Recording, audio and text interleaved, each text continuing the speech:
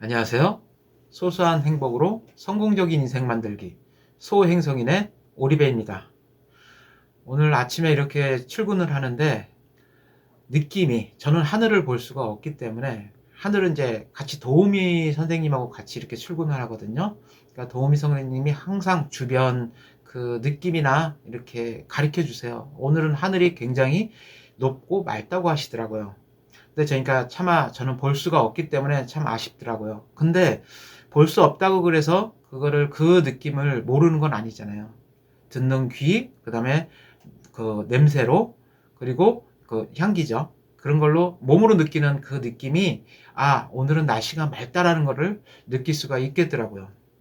여러분들 아무리 바쁘셔도 힘드셔도 오늘은 하루 하늘을 쳐다볼 수 있는 여유를 가지시고요. 잠시라도 눈을 감고 내 주변의 모든 것들을 한번 느낄 수 있는 하루 되시길 바라겠습니다.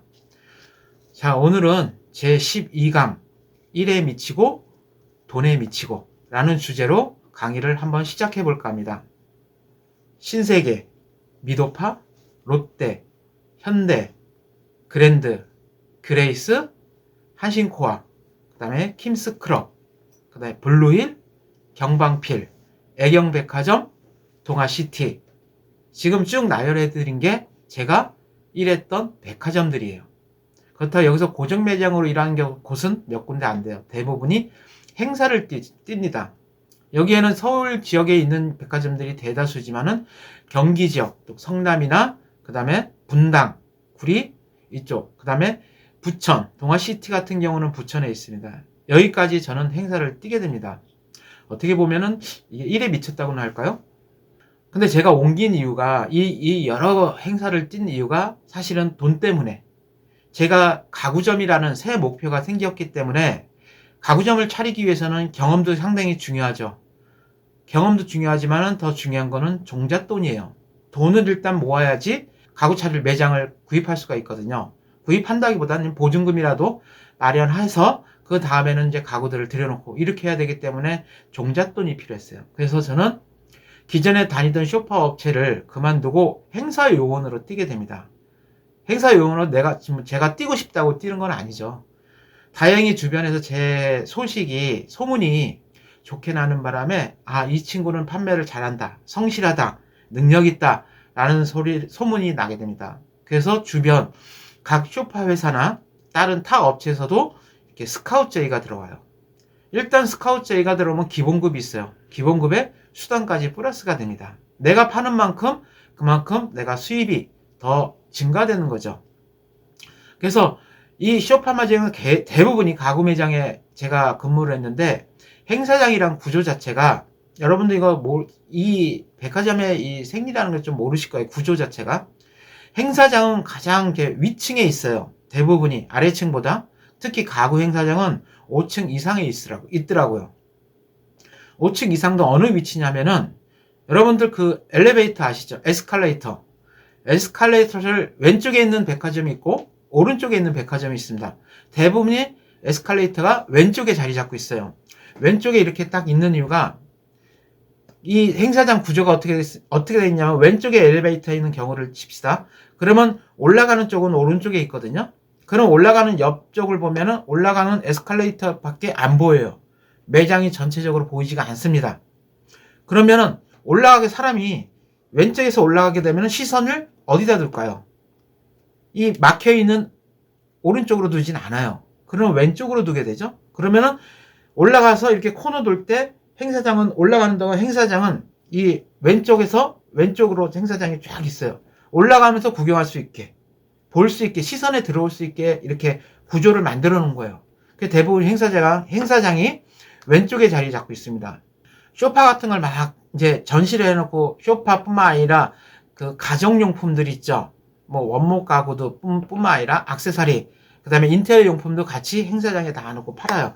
거기에는 이제 카페트, 돗자리는 여름에 많이 팔고요. 나머지 봄, 가을, 겨울에는 대부분이 카페트. 그러니까 이른 봄에도 돗자리를 많이 팔아요. 왜냐하면 이제 여름을 대비해서 사시는 분들도 있기 때문에. 그렇게 행사 매장을 갖다 놓으면은 보통 행사 매장이 한 20군데, 30군데 매장에 이렇게 들어가 있어요. 근데 여기서 가장 전쟁 같은 게 판매 실적에 따라서 매장의 위치가 수시로 바뀌어요. 그날 성적에 따라서, 그날 매출에 따라서 매장이 좋은, 매출이 좋게 오르잖아요. 그러면 앞쪽으로, 행사장 앞쪽으로 배치가 됩니다. 매장이 좀 나쁘잖아요. 그럼 뒤로 갈수록 뒤로 가요. 손님들은 가장 먼저 눈에 들어오는 걸 먼저 보게 되죠. 진짜 메이커 아니면은 대부분이 중소기업 제품들이 많아요. 메이커도 당연히 있겠지만, 그나 이제 메이커는 기본적으로 매출이 많기 때문에 대부분이 앞쪽에 메이커를 많이 이렇게 놓곤 합니다. 아니면 또 다른 매장 같은 경우는 일부러 메이커를 뒤쪽에 배치하는 경우도 있어요. 왜냐하면은 그 메이커를 사기 위해서 쭉 들어오면서 볼 수 있게끔 이렇게 배치를 해놓게 됩니다. 이렇게 배치를 해놓으면 그날 매출에 따라서 위치가 바뀌죠. 그럼 판매자 입장에서는 치열해요. 내가 먼저 판매를 해야지 그날 매출에 따라서 매장이 앞으로 옮기기 때문이죠. 그러면 보통 하루 이틀을 매출을 봅니다. 평균을 잡아서 많은 매장을 앞쪽으로 끌고 나와요. 근데 이거 이동을 해야 되잖아요. 대부분이 쇼파, 그러니까 인테리어 소품 같은 경우는 굉장히 이동하는 게 번잡스러워요. 왜냐하면은 작은 소품들이기 때문에 시간이 많이 걸려요. 근데 쇼파 같은 경우는 큰 물건이잖아요. 그렇게 오래 걸리진 않아요. 근데 문제는 오래 걸리진 않지만은 거기에 원래 있던 매장이 빠져줘야지 이 매장이 들어오는 거예요. 그러면 이 매장을 행사장 밖으로 일단 먼저 꺼내요. 안쪽에 있는 걸. 그럼 바깥쪽에, 만약에 앞쪽에 있는 매장이 매출이 없다. 그럼 뒤쪽으로 가게 되죠. 그럼 뒤로 가고 또 뒤에 있는 매장이 또 그 빈자리로 앞쪽으로 끌어오게 됩니다. 이러고 하다 보면은 대부분이 폐점 시간이 8시예요. 8시나 세일 같은 경우는 9시까지도 영업시간을 합니다. 그러면 늦은 시간에 끝나잖아요. 그럼 바로 퇴근할 수 있는 게 아니에요. 매장 이동이 항상 있거든요. 그럼 매장 이동을 하고 나면은 11시, 12시, 2-3시간은 기본으로 걸려요. 빨리 끝나면 2시간, 늦게 끝나면 새벽까지 할 경우가 많아요. 아시겠지만 이게 매장 이동이라는 게 그냥 기존의 상품을 이렇게 옮겨 놓을 수도 있지만은 새로운 상품과 교체할 때도 있고, 아니면 행사 맨 시작할 때 같은 경우는 새로운 상품을 가지고 옵니다. 고정 매장이 있더라도 행사품을 따로 갖고 와요. 그러면은 전에 앞 강의에서도 말씀드린 것처럼 이 물건들을 다 지하로 해서 물건들이 들어오거든요. 지하에서 위로까지 이렇게 올라옵니다. 그럼 그걸 하나하나, 쇼파 같은 경우는 화물용 엘리베이터를 타야 되는데 화물용이 꽉 차요. 매장이 이동이 있는 날은. 그러면 전에 말씀드렸듯이 다 일일이 혼자 들고 올라와야 돼요. 그때 당시엔 제가 체력이 좋았기 때문에 쇼파 3인용 정도는 혼자 들고 오르락내리락 할 정도였어요. 그럼 한 4개, 5개 오르락내리락 하면요, 다리가 후두두들 떨려요. 이렇게 매장 이동을 합니다. 이렇게 하고 나면은 보통 12시, 1시 이 정도에 끝나요. 그럼 여기서 그냥 다 퇴근을 하느냐? 아니에요. 왜냐면은 바이어라 그러면 이거 백화점 담당이거든요. 다 각 업체에서 나와서 판매를 하는 거기 때문에 바이어들을 돈을 걷어서 바이어 식사 대접을 해야 돼요. 그 먼지를 많이 마셨기 때문에 대부분이 삼겹살집을 많이 가요. 그때 당시는 24시간 영업하는 집이 많았어요. 그래서 고기를 먹여야 됩니다. 고기 먹이고 나면은 호프집을 가요. 또 2차로. 그렇게 가면은 보통 새벽 3시, 4시 정도 돼요. 뭐 매일 이런 건 아니고, 근데 대다수의 시간을 이렇게 하루하루를 보내요. 그러면 식사도 할 겸, 술 한잔도 할 겸. 그럼 저 같은 경우는 서울에 있을 때는 그나마 상관이 없어요. 집하고 가까운 데는. 제 집이 강남에 있었기 때문에 뭐 그랜드 백화점이나 뭐 근처 백화점에는 왔다 갔다 택시 타면은 얼마 안 나오기 때문에 상관이 없었는데, 멀리 있는 1시간 이상 있는 백화점이 있을 때는 주변 사우나에서 잠을 자야 됩니다. 그럼 술을 어느 정도 취해서 사우나로 들어가요. 들어가게 되면은 한 4시, 5시쯤 사우나에 들어가서 씻고 대충 자요. 일어나면은 한 7시, 한 3시간? 많이 자면 3시간, 4시간. 이렇게 자고 퇴근도 못 해요. 예를 들어서 이제 지방 같은 경우는 부천, 성남, 그 다음에 분당, 구리, 이런 데 같은 경우는요, 뭐 영등포나 이런 데도 퇴근을 못하고 대부분이 사우나에서 잠을 자야 돼요. 그럼 아침에 출근을 해요. 그러면 3시간, 4시간 밖에 잠을 못 자요. 그럼 어떻게 해요? 아침에 그냥 해장할 겸 아침을 그 주변 근처에서 김밥이나 라면 이런 걸로 때우는 거예요. 그럼 졸립잖아요. 영업시간에. 그럼 잠시 짬을 내서 비상구나 화장실에서 쪼그리고 앉아서 졸아요. 그 주변, 근데 조는 것도 마음대로 못 졸아요. 행사 기간에는요, 거의 대부분이 손님이 많이 몰리는 시간이기 때문에 밥도 전에 말씀드렸듯이 밥도 그냥 5분 안에 10분 안에 먹고 오던가 빵이나 우유 이런 걸로 그냥 때워야 되는 경우가 대다수이기 때문에 이렇게 매일매일 하루하루 해서 시간을 보냅니다. 가장 힘들었던 게 잠이에요. 하루에 자는 시간이 3시간, 4시간 자고 일을 해야 돼. 그리고 끝나면 또 매장 이동을 어느 정도는 가벼운 매장 이동 같은 건 괜찮은데 대형 크게 그 새 물건이 들어오거나 아니면 전체적으로 매장 변경을 할 때는 그때는 이런 생활이 계속 반복되게 됩니다. 근데 그때 당시는 제가 젊었기 때문에 20대이기 때문에 그때는 체력이 좋았거든요.